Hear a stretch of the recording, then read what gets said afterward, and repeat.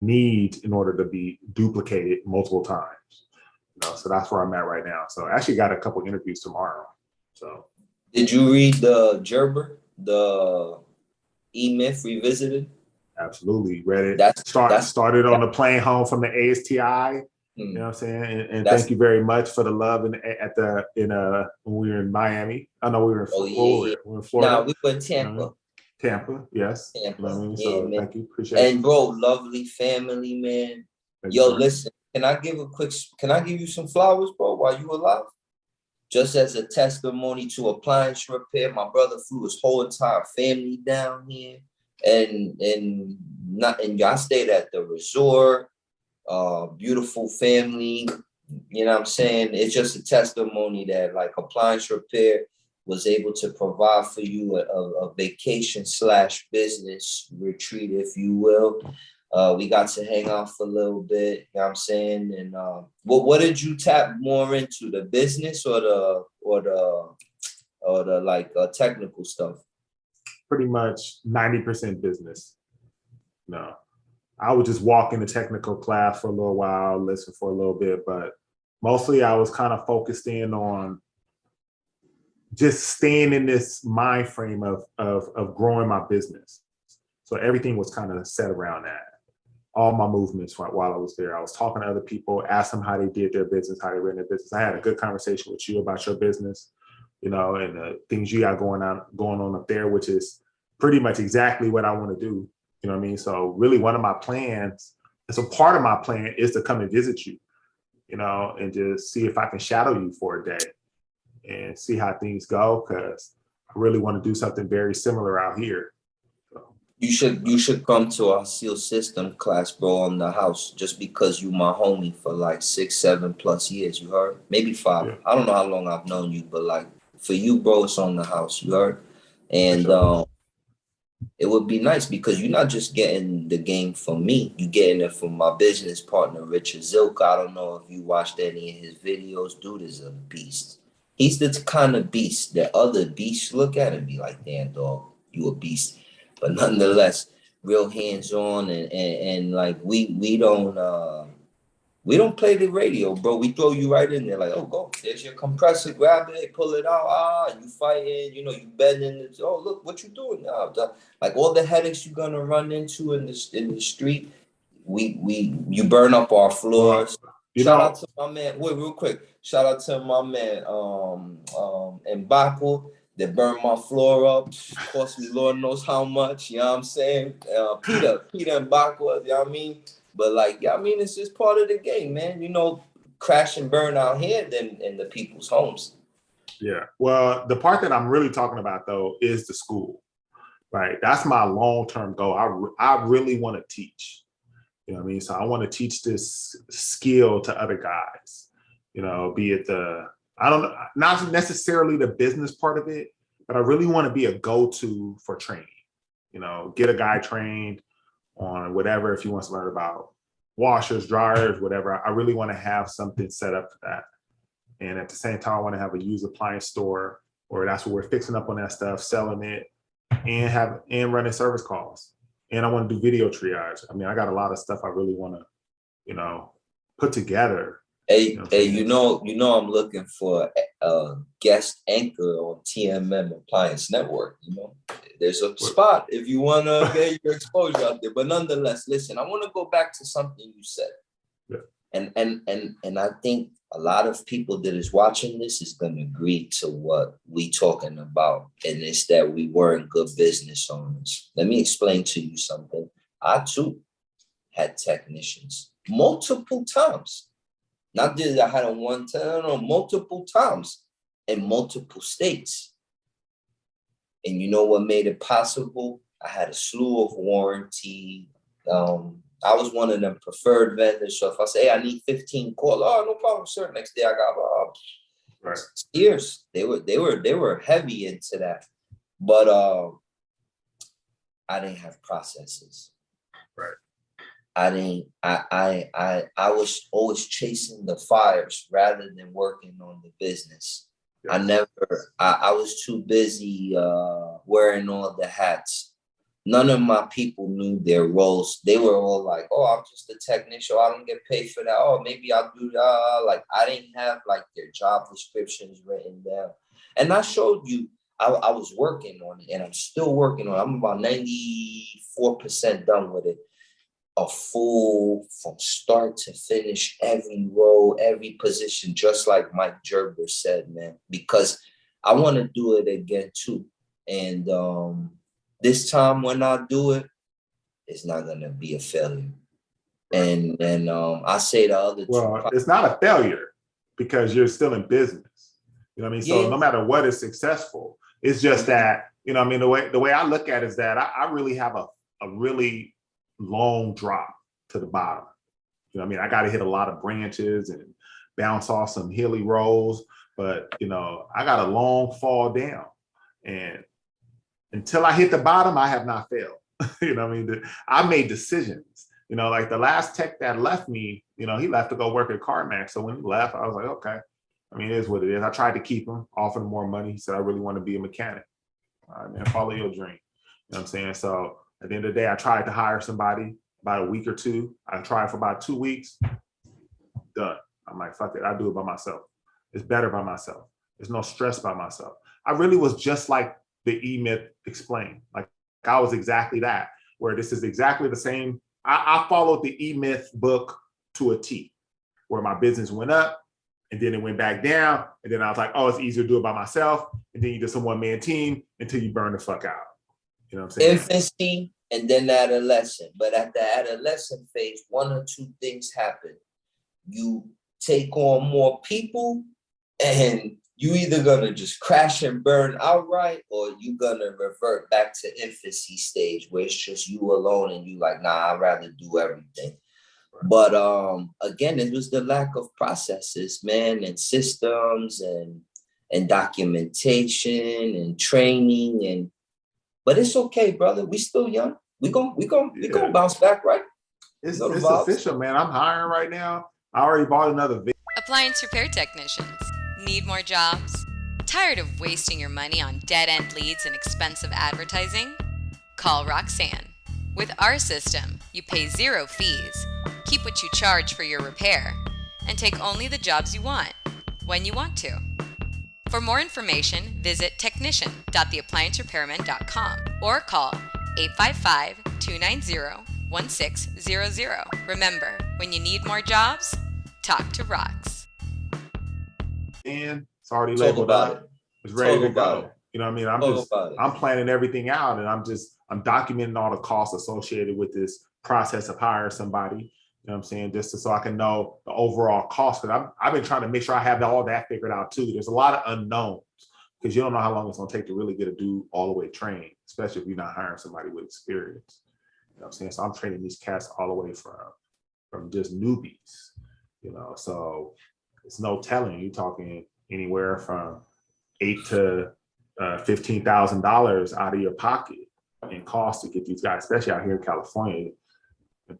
Employee taxes is the real deal, you know. Probably the same out there where you at, you know. But you know, one thing I want to retouch on what you said. You was like, yo, I had this one I interviewed.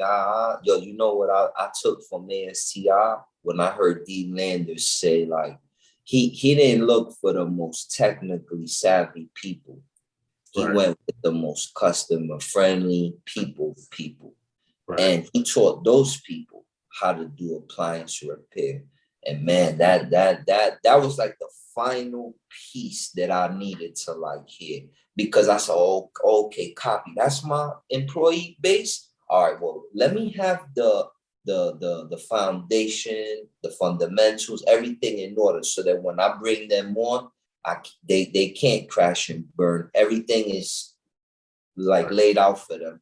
And Ken, let me reiterate one other thing to you, brother. A guy like yourself with all that knowledge up here, imagine if you can streamline that and put that on automatic, but for multiple technicians through documents, through processes. Imagine how many times you can multiply your worth and your knowledge. That's what keeps me like motivated to want to crack this code. And I will. Well, that's why I really do believe in this whole idea of video triage, because I believe that gives you an opportunity to see multiple machines back to back to back without this driving to each house. And then you send your guys out to do the repairs, things you've already looked at, things you've already verified. You've kind of weighed out the environment. You know what I'm saying? You've already prepared the customer for the cost. You've taken away all the barriers that screw you up, right? The guy not charging the right amount of money, the guy not selling the job properly. You know what I'm saying? The guy not diagnosing it properly. You know what I'm saying? It's like now you take a lot of that out of his or her hand and boom. You know what I'm saying? I think that's how I spread this until they get to a point where they start to develop the same tools and then transition them into my position of doing triaging. You know what I'm saying? I mean, I have this idea in which that's already been going on with other companies. You know what I'm saying? Just following them at the ASTI learning, and then put my own spin on it.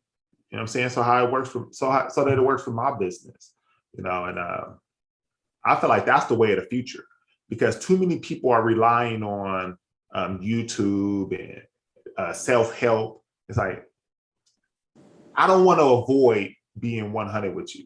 Let me just tell you, because you already know, right? You already know your Samsung got a kit that fixes it. And you already know that there's some guy on YouTube that can do this and that. You already know that there's this way to fix this or that. I'm going to come in and just tell you straight up, yes, there's a way to fix it. And this is what it costs. To have a professional do it right and really test it and make sure everything is good. It's going to cost you about $350. Oh, okay. Yeah, that's not bad. Yeah, new fridge is $2,000. Yeah, sounds good. Okay. Going out to replace a sensor. I mean, like, it's just, it's too easy at this point. Whoa. Excuse me. Let me put an asterisk to that, brother. If I may respect, yes, to guys like yourself that are studied up, that understand that when you have a defrost failure, that thermistor is a key factor in that. For guys that put their knowledge into that, they should be rewarded those kind of, prizes like you just said, them 350 or whatever. But I don't want guys to think that this is easy neither, that they just gonna come out here and make that kind of money. No, you got to know what you're doing, because if you don't, see, here's the idea. Wait. If you don't, the recall guy gonna smash you up. So you gotta. And so my ultimate goal is to have everybody trained up to do the diagnosis. You know what I'm saying? My job is to point them in the right direction. Like, look, what I noticed about the situation based on the video triage, it looks like a defrost problem. So this is what I want you to start with. Check your normal defrost stuff. Check this, check that. You know what I mean? Do your normal, environmental searches around the house, things like that. Is there a vent above the fridge? Things like that, do your normal checks. But we've already prepped everybody. Everybody's ready for what's about to happen. We don't know what's wrong with it. If it's this is what it's going to cost. If it's something like this, it could cost you that. We don't know until we look at it. But I believe in that prep. Yes. You know what I'm saying? That prep, and then just having everybody come in right. That's the way to go. But like you said, we did it the way we did it back then. But to me, that taught me so much. Yes. Me too. That taught me so much. I can't make those mistakes anymore. You gotta suffer losses to enjoy the victories. You gotta suffer the losses, because imagine if you kept getting victory, it wouldn't be sweet. You gotta suffer them losses. So when you get that victory, you're like, oh, this feels good. Absolutely. Absolutely. I learned from all those mistakes, and also they're not really, to me, even the employees that didn't stay were not losses. Like one of my dudes, he stayed with me for 7 years. 7 years with one employee. You can't ask for anything more than that. Most guys ain't gonna work for you for 20 years. Thanks. Not unless you have in place the things that allow them an opportunity to excel beyond anything you can hold them to, right? And that's why I believe in this commission-based, pay. You know what I'm saying? That's the way to go. Go out there and control your own destiny, bro. Go out there and get it. You know what I'm saying? Not charging them an arm and a leg, but just doing quality work. Because what I found is I don't have to get over on people to win. I just have to keep consistently fixing stuff properly. Then I don't have to go back to people's houses. I come prepared, so then I don't have to make multiple trips. That's how I win. You know what I mean? And so it's not that hard. It's not that hard. Brother, if you care to share, break down that pay scale, please. That's $1 million question. A lot of guys want to know, do I do the hourly? Do I do the W-2? Do I do the commission? Like, what's your take? So I'm doing 35% commission with a $21 base pay. So if they don't meet the commission, then they end up just making the $21 an hour. My training is paying $17.50 an hour. Basically define that. That means he don't have no experience. I mean, he's like a rock all he has is the fundamental things that Awesome Appliance needs, which is good customer service, like a good communicator. You know what I'm saying? Just a quality human. You know what I mean? So I meet that person and then I hire him and then boom, they're making $17.50. Assuming but those $17.50 end up costing because he's not really producing neither, you know? So it's like you taking a gamble on him. Absolutely. And that's welcome to business 101. Yeah. And that's fine. You know what I mean? I understand that it's gonna take me 2 or 3 hires to get the guy that I want. But if I get another guy to give me 5 or 7 years, you won the lottery. Then it's good. No, imagine a team of 4 or 5 of those. Oh man. Right. And there was so many in the ASTI. Right. Yeah. So many. What I really love seeing were guys that had crews of guys with them, and they looked like a team. Yeah. You know what I'm saying? And that's what I want is a team. I want a team of smart technicians that make good money because they go and fix stuff. You know what I'm saying? And that was the mistake I made before, is that when we made more money, Ken made more money. Nobody else.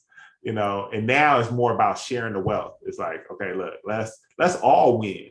Because even if I win incrementally, I'm still winning. I'm still winning more than I'm winning by myself because I'm leaving a lot of money on the table. I turn down a lot of service calls, which is why I'm so picky about what I want to work on and I can send people back with the LG compressors because it's like, okay, I'm not branding, I'm not busting them out in an hour and a half. It's taking me about a good 3.5 hours on the seal system repair. By then I could have busted out 2-3 other things, you know what I mean? So I'm just very meticulous about how I work. You know what I'm saying? So even moving in the equipment in and out of the house to me is a very meticulous thing. You know what I mean? So that's why it's not enjoyable to me. You know, but anyway, so I can get more money in other ways, in quicker ways. My family does. Brother, Matt, I know I'm taking up a lot of your time. How much time we've been? Oh, it's all good. We've been we good. It's just if the noise come in, then we'll know why.